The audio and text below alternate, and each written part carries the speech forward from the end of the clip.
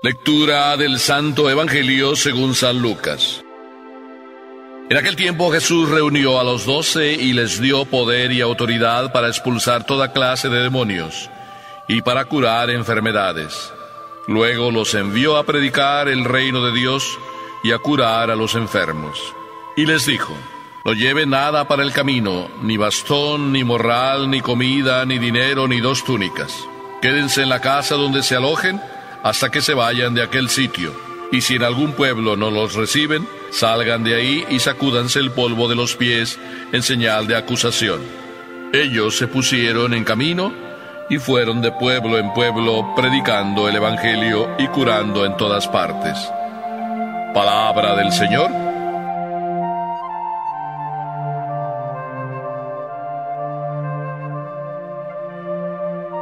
Mami, ya lo puedo hacer solo. Fíjate. Bueno, así decía el niño. ¿Y qué estaba haciendo el niño? Pues el niño simplemente estaba tratando de subirse a un árbol. Su papá corta árboles, poda árboles, y tú sabes, en los Estados Unidos se tiene mucho cuidado de cómo cortar árboles por si te caes. Ya sabes, los seguros te cobran. Tienes que estar asegurado contra todo y contra todos. Por tanto, aquel papá siempre se trepaba a los árboles, y los hijos, pues claro, como todo buen hijo, ve al papá siendo feliz, haciendo lo que hace, y el niño naturalmente pues quiere hacer lo que papá hace. El papá tanto se sube a la escalera eléctrica o al carro que se eleva y le sube en esa especie como de buchaca y allá corta, pero también se sube a través de la cuerda. Y el niño estaba haciendo lo que su papá hacía, y de alguna manera su papá le había dicho: mira, lo puedes hacer así en pequeño, claro, en pocas alturas. Y en eso el niño pues estaba haciendo eso, y como lo logró, pues le dice: mami, mira, ya lo logré. A ver si es verdad, como dicen, que lo logras. Tú recibes entrenamiento, a ver si es verdad que lo logras. Ese es el sentido del Evangelio de hoy. Todos vamos recibiendo en la vida entrenamiento. En tu casa recibes entrenamiento. En la escuela recibes entrenamiento. En la universidad recibes entrenamiento. Y a la hora de la hora, cuando ya el título lo tienes, a ver si ahora demuestras lo que dices que sabes. Jesús también no solo fue eligiendo a sus discípulos, estuvo con ellos un tiempo. Ahora el Evangelio nos dice que se reunió con ellos. Así lo dice la primera palabra, se reunió. Segundo, dice, les dio poder y autoridad. Tercero, los envió a predicar. 3 cosas. Después de todo eso, pues entonces el Señor dice: pues a ver si ahora han aprendido bien, a ver, demuéstrenlo. Pero antes, eso es lo maravilloso. Quiero que lo entiendas tú, que lo entendamos todos. El Señor no dice simplemente: ahora sí, demuéstrelo. Bueno, primero porque no lo dice. Segundo porque el sentido del Evangelio tampoco es así. Más bien dice, los reunió. A mí me gustaría haber estado en aquella reunión. Y digo me gustaría porque reunidos con Jesús siempre se la pasaban bien los discípulos. ¿Qué hacía Jesús? ¿Cómo era Jesús? Les encantaba a los discípulos estar con Jesús. Fueron muy pocos los que se marcharon. Solamente después de aquel discurso eucarístico donde Jesús les dice: el que come mi carne y bebe mi sangre tiene vida eterna. Solamente en aquel discurso algunos se fueron. Pero por lo demás, todos se apilaban para seguirle. Jesús se reunió. Y en aquella reunión me parece entrever lo que Jesús era. Jesús no quiere mandar a nadie a hacer algo si antes no lo entrena, si antes no le dice cómo hacer las cosas. Fíjate que tú y yo muchas veces, como padres o como madres, como educadores, muchas veces lo que hacemos es mandar simplemente: veas. Y después de que vemos que lo hicieron mal, ¡pum!, vaya regaño ponemos. Así no es Jesús. Jesús, antes de mandar, entrena. Antes de entrenar, motiva, o mejor dicho, mientras entrena, motiva, o después de entrenar, motiva, y sigue motivando siempre. Los reúne, les explica. Es tierno siempre Jesús. No simplemente es el que manda, y el que manda de manera seca. Es tierno, bondadoso, amable. Qué hermoso estar reunido con Jesús. Mira que tú también puedes tener la misma experiencia. ¿Cuántas veces te han invitado, por ejemplo, a estar con el Cristo de la Eucaristía? ¿Cuántas veces a lo mejor tú has venido con el Cristo del crucifijo? ¿Cuántas veces a lo mejor tú simplemente te has metido en el silencio de tu interior y has descubierto al Cristo amigo que va contigo? En esas tres circunstancias, tu corazón, la Eucaristía, el crucifijo, o a lo mejor cuántas veces tú has agarrado el Evangelio y puesto a leer, has descubierto ahí la voz del Señor. El Señor quiere reunirse contigo.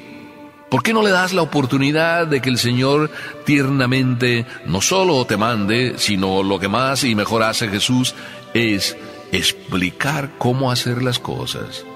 Por eso digo que me encantaría haber estado en aquella reunión. Pero como no puedo andar hacia el pasado, sí puedo vivir el presente. Y te digo que a mí me encanta estar con Jesús en la Eucaristía, solemnemente expuesto. Un día un señor me dijo, ahí estando con Jesús en la Eucaristía, que había ido muchas veces, no solo porque le tocaba, porque le habían asignado ese tiempo para que estuviera ahí durante la semana, ya sabes, en algunas parroquias hay adoración perpetua y entonces distribuyen el tiempo y asignan a cada persona o a cada familia un tiempo, así de que esta persona siempre iba a la misma hora, el mismo día.